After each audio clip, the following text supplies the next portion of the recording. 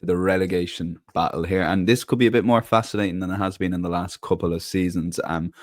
Mark, we'll go through the prices here now in a second. So we currently have, for the relegation, I think we'll have the top three, or the top three from last season, the Championship, i.e. the three that got promoted, in Burnley, Sunderland and Leeds United, leading this market here. So you can see currently Burnley are 1.33 to get relegated, Sunderland are 144, and we have Leeds United at 234, the likes of Wolves 385, Brentford 4.0, some bigger prices. And I know you're going to take a swing at a couple of those bigger prices, Mark, but maybe let's go with the promoted side.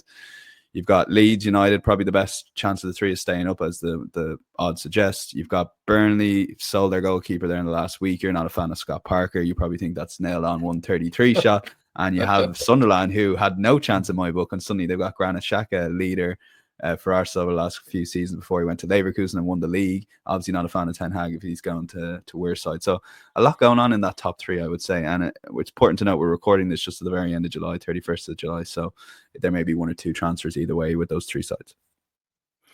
Yeah, I'll just set the scene a little bit before I kind of cover the promoted teams, because recency bias suggests that you should be backing all three promoted teams to go back down. It's happened the last 2 seasons.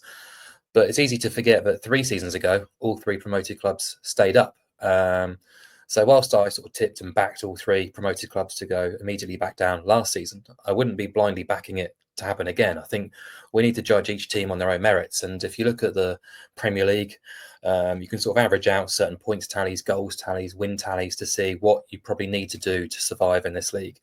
And the average points total of a team finishing 17th is about 38. The average points tally of a team finishing 18th is around about 35. So you're saying 35 to 38 points should get you safe or very close to it. Again, history says win 10 games, you'll be fine. Similarly, score over 50 goals, you should be fine.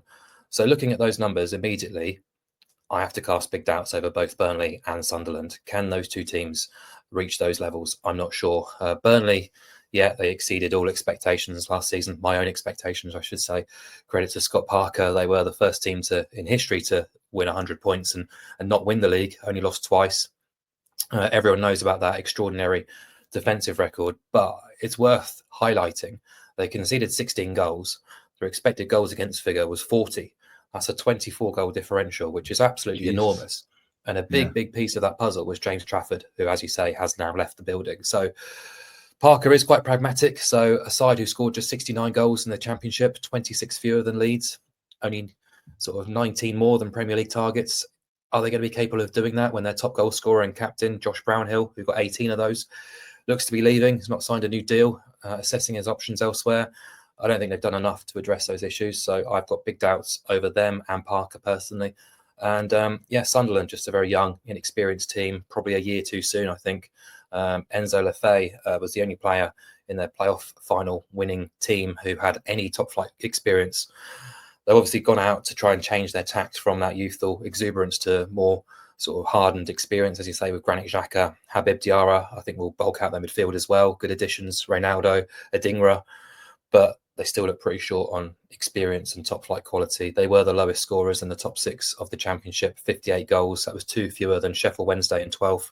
They went up with the second lowest expected points tally of a promoted club in the last 5 years. And interestingly, Nottingham Forest went up with the third lowest XP when they did. And they had to spend about £130 million and only sort of scrape survival in their first season back. So both teams were just a million miles away from Leeds in almost every metric. And as for Sunderland too, it's worth noting they could have around 7 players going off to AFCON around wintertime too. So looking at their squad, I think they'll be brave. I think they'll have moments of quality, but ultimately probably fall short. Similar really to Ipswich perhaps last season. I don't think there'll be a I don't think there'll be a Southampton by any stretch, but probably just a step too far for them. Okay, reporting on AFCON, it's December, isn't it, this year? It's going to be potentially more games and the likes of Salah and a few others. Important to note, that's something we didn't mention at the top of the show. So we Burnley 133, Sunderland 144, more than likely going down. Leaves us just one relegation spot here, Mark, all things being equal. Leeds 234, Wolves 385, Brentford 4.0. Those 3 sides from the top up in terms of, do you think they're all potential safe, or were they worth a bet relegation-wise? I think almost every team is on the table here for relegation. up to about probably Crystal Palace and Fulham. I think everyone else is in danger. Leeds, I think, are best left alone. They were the highest rated Championship side we've seen now since Wolves won the division, blitzing sort of 100 points, scoring 95 goals, plus 65 goal difference, domination in both boxes. They've upgraded the goalkeeper, which was massively overdue, made some astute signings, steady signings. I think they're definitely the top promoted club bet if you want to go into that market. But yeah, I think they've got a decent shot of survival, even if I have reservations on Daniel Farke. But outside of that, yeah, I mean, Brentford are the obvious team to look towards. I think everyone's concerned about them. Thomas Frank gone, captain gone, best player and creator gone, probably their best striker going as well. Rookie head coach. And yeah, look, the team's undeniably gotten worse, bar maybe the goalkeeper, where there's been an upgrade in Kelleher. But feels like a big gamble. And the reason why I'm not going to put Brentford up is because the head honcho there, the owner, Matthew Benham, he's a hugely successful gambler. That's how he's earned his money. And I don't want to oppose him and what he's doing there, because he's been so incredibly successful with Brentford. Why would it stop now? But this does feel like a big gamble, and it would not surprise anyone, I think, if they're sucked into it. Yeah, but just before we move on to Brentford, off Brentford, they've been putting a lot of stuff on their YouTube channel. Keith Andrews, the star of the show there, is trying to build a good atmosphere. So I just presumed you'd caught an hour or two of that behind the scenes, and you're happy to leave them alone off the basis of that, Mark, because good stuff coming out from Brentford. But they're definitely an open book, and it's Keith Andrew. I can't decide if he's a really good people person and a manager, or it's sliding towards David Brent. It's somewhere in the middle, and hopefully he can get it stuff done for, because in Ireland it's quite exciting to have an Irish former Irish player, an Irish person managing a Premier League side. It sort of caught us all off guard in the summer. Yeah, 100%. I remember hearing his name mooted at the beginning, and I thought that's unlikely. He's done a great job in terms of the set pieces there, but it's an enormous step up, isn't it, into the main hot seat. But you know, they did it previously with Thomas Frank, but he had previous head coach experience. So, yeah, the jury has to be out. I do feel like it's a gamble, but Matthew Benham, he normally wins his gambles. So I'm not going to sort of oppose them at this stage. But let's just say if it comes around to May time and Brentford are relegated, I don't think anyone's going to be hugely surprised by that either. No, and as the absentees, as you mentioned, 3-1 currently to get relegated 4.0. So yeah, so take it away with your two selections. We can see them bottom of the screen: West Ham and Nottingham Forest. So your two selections here. So we'll start with Graham Potter's West Ham. It does feel like that should have been a good fit, and didn't seem like it the second half of the season. It's a big preseason for them. Very big. They looked really cloggy in that second half of the season. 6th favourites now, Matchbook, to be relegated. I think that is quite kind on them. They had their own gamble last season, replacing David Moyes with Lopetegui for the whole sort of stylistic shift. We said at the time, if you're sort of trying to move to a more progressive style and go from Moyes to Lopetegui, you've got the wrong man. I liked Lopetegui, but it just didn't work out there at all. And yeah, supporters haven't been happy at all, really, for quite some time. There's a horrible mood around the club, and Graham Potter's not been able to lift that sort of cloud either, with his own playing style, his own sort of personality either. And it just feels like problems are brewing there. There's a huge over-reliance on Jared Bowen. Potter only won 5 of his 18 games in charge. The team only won 5 times at the London Stadium all season. You know, that figure has to improve massively if they want to be safe and comfortable. Yeah, I just look at the squad. It lacks mobility. It lacks freshness. It lacks impetus. You've lost Kudus. Fulkrug is injury prone. Mikel Antonio, I'm not sure on what the latest is there, but you know, they needed to look for a replacement for him probably 2 seasons ago. Anyhow, his influence had waned. The team just looks older, slower, and almost worse in both boxes than the side that Moyes left behind. And sure, I'm not sort of suggesting if Potter doesn't work out and the fans continue to grow with discontent, then they won't make a change before Christmas. And you know, we've seen many teams down the bottom make changes for the better. Wolves being the obvious example last season. But yeah, it just feels like there's a very sort of ugly mood around the club right now, and it wouldn't be a huge surprise to see them sort of drop out.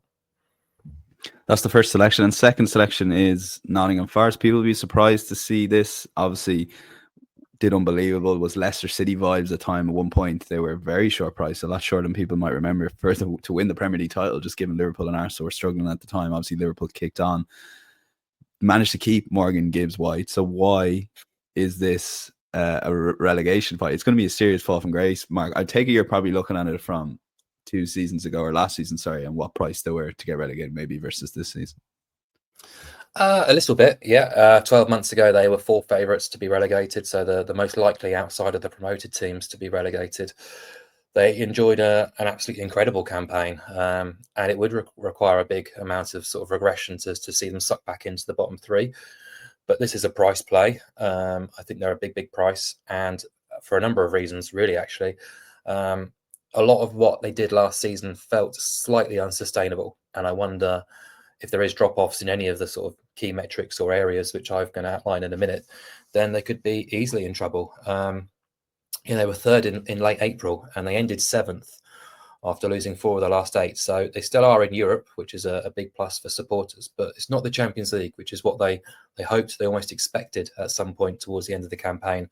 They'd been there or thereabouts for the whole season, fell out, and you just wonder, will there be a fallout from that? Will fans, the owner in particular, be slightly not as optimistic or not as excited for the new season, knowing they're not playing Champions League football? They do have to now deal with a Thursday-Sunday slog as well. That's something Forest are not accustomed to, and it will hurt.